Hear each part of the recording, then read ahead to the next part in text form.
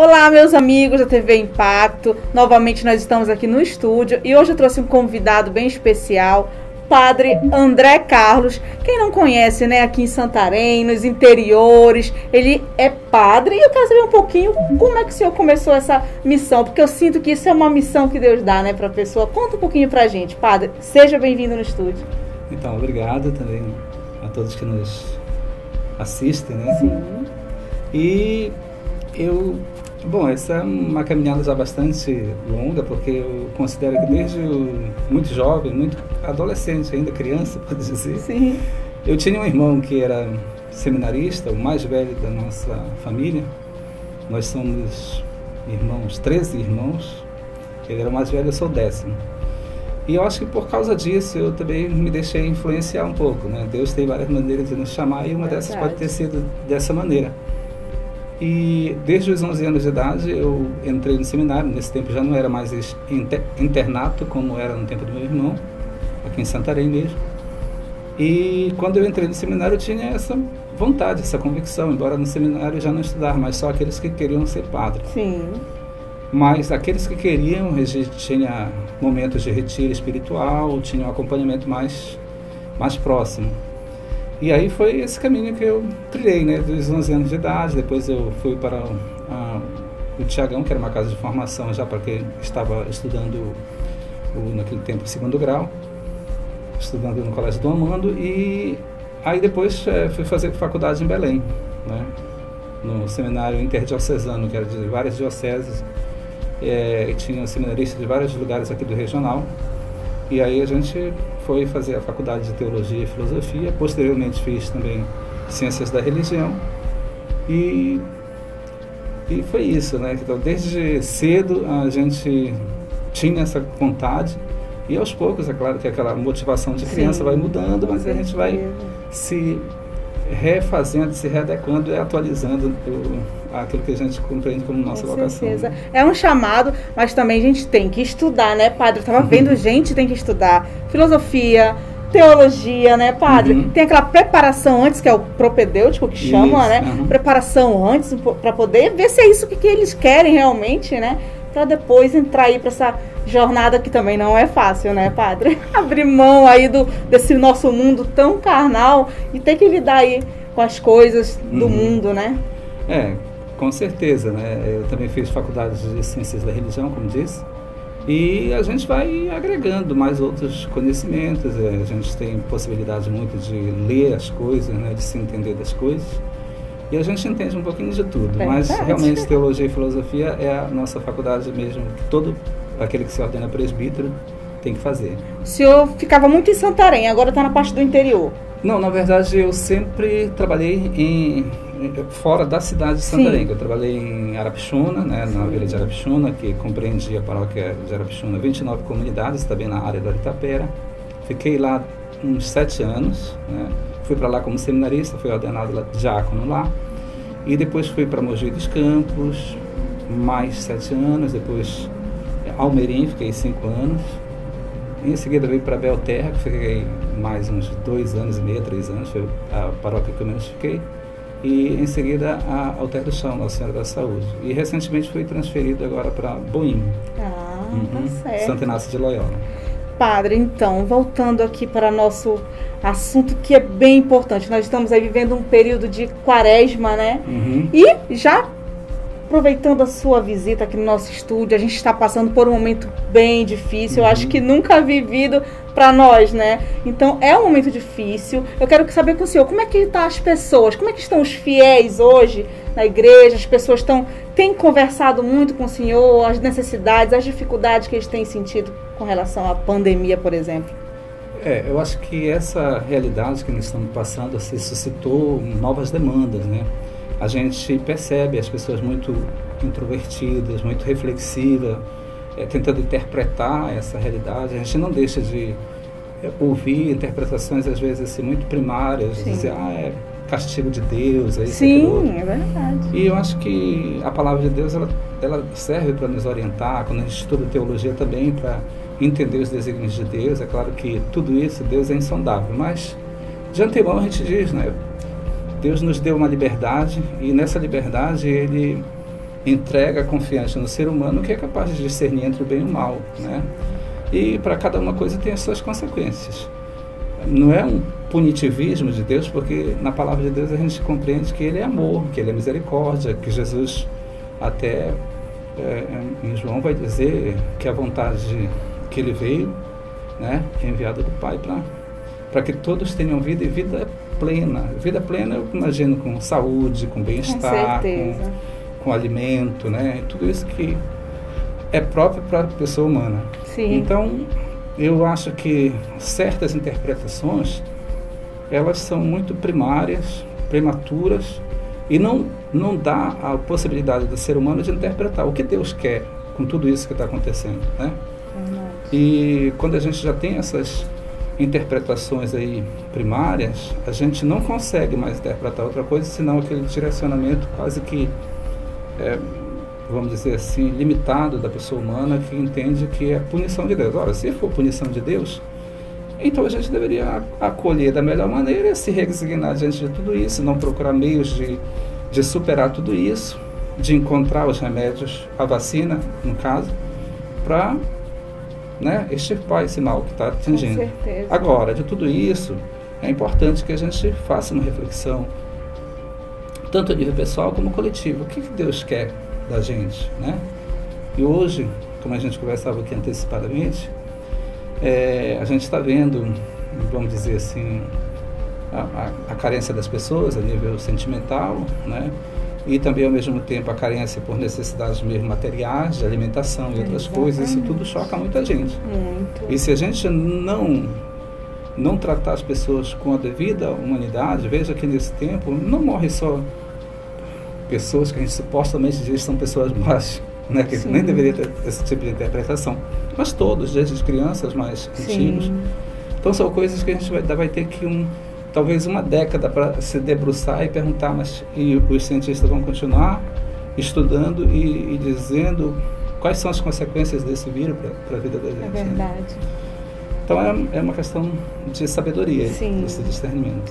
Padre, conta pra gente um pouquinho, porque eu acredito que hoje, né, as pessoas, os jovens, por exemplo, né, tem muita gente que não é ligado a ser católico ou muito menos evangélico e assim vai.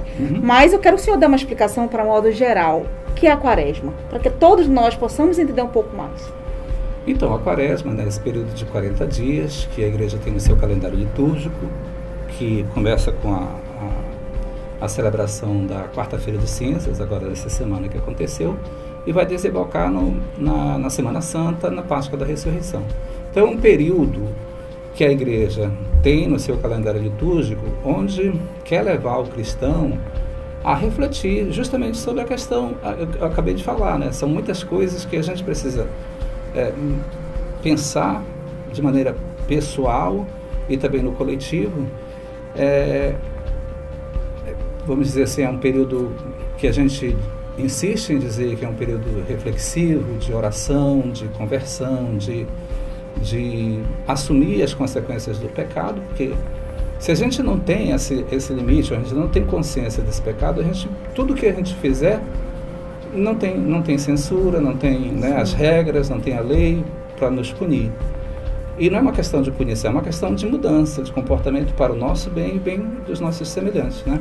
Então, 3 preceitos muito básicos, muito simples, está presente no Evangelho de Mateus, que é a oração, o jejum e a esmola. São 3 preceitos religiosos muito, muito básicos.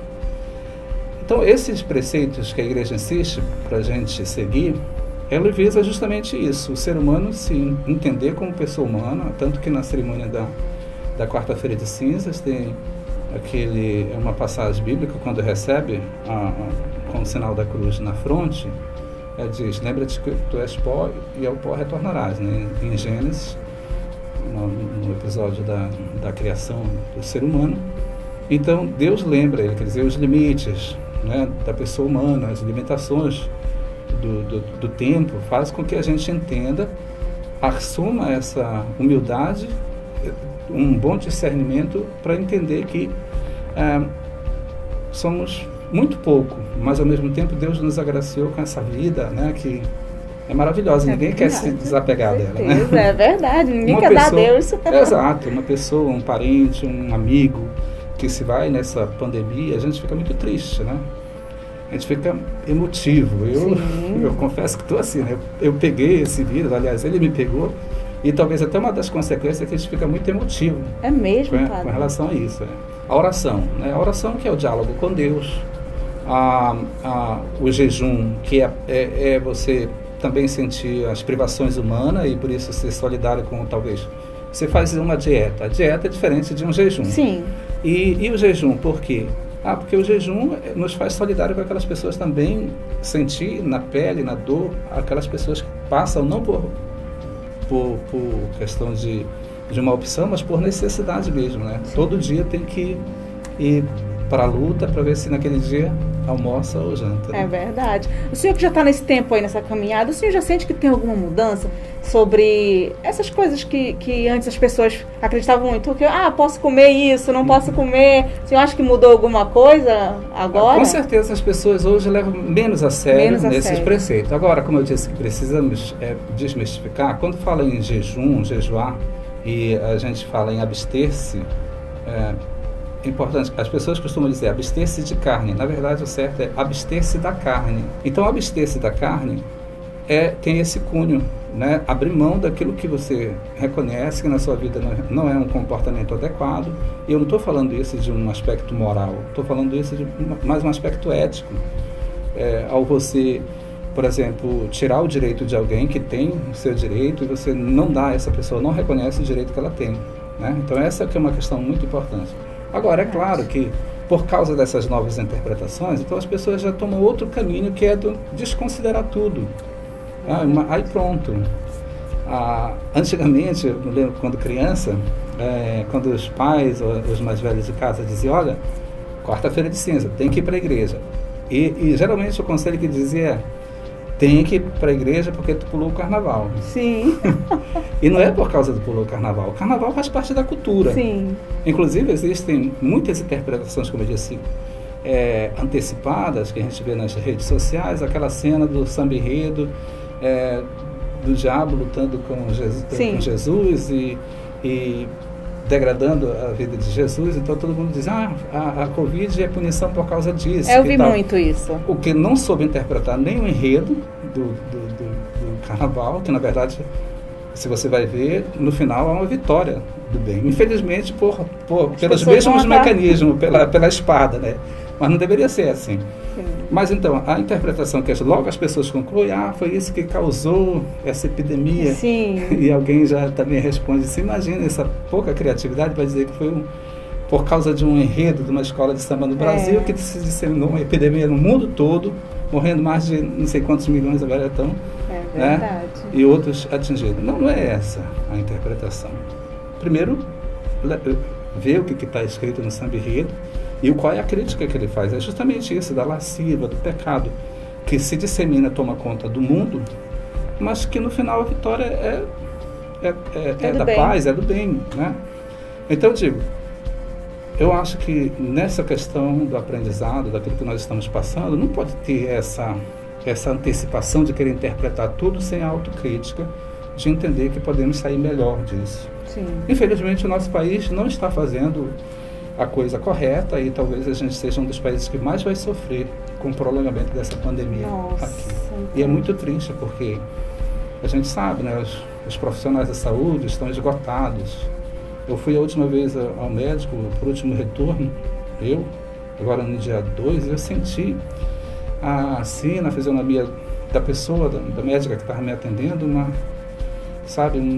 é como se fosse uma luta quase que em vão, vendo a realidade do hospital, vendo a pouca produção que o nosso governo está fazendo, digo mais a nível federal, e não tendo, e tendo que ainda, vamos dizer assim, testemunhar a morte de muitas pessoas que não precisavam estar internados ou não precisariam estar internados se antecipasse o problema com outras atitudes. Né?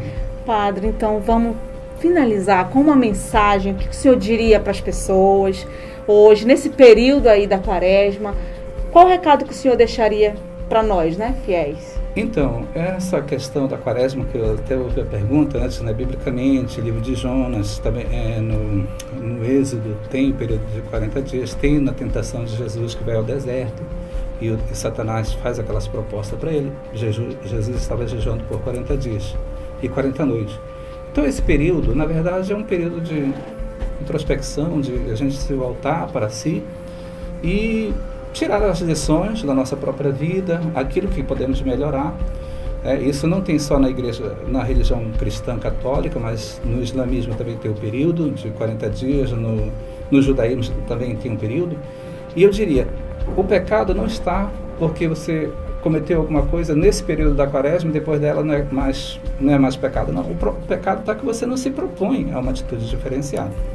Então eu diria que a grande mensagem é ter a humildade, né, ver essa realidade que está tomando conta de cada um de nós, né, que atinge, se não atinge a família, mas muita gente próxima, e a gente sofre com isso. E procurar a partir disso, desses 3 preceitos básicos, ser solidário, sobretudo com aqueles que mais precisam. Acho que essa é a vontade de Deus. Verdade, o senhor falou tudo, viu? Nesse momento, então, precisamos muito ser solidários com as pessoas. Com certeza. Muito obrigada por o senhor ter vindo aqui no nosso estúdio. Agradeço muito pela mensagem. Que o senhor possa estar aqui mais vezes, né? Colocando pra gente um pouquinho da palavra de Deus. Certeza. Muito obrigada. Obrigado também pelo convite. Tudo de bom. Gente, muito obrigada. Espero que você aí possa me ajudar compartilhando essa matéria para muitas pessoas aí que precisam ouvir, tá bom? Muito obrigada e até a próxima.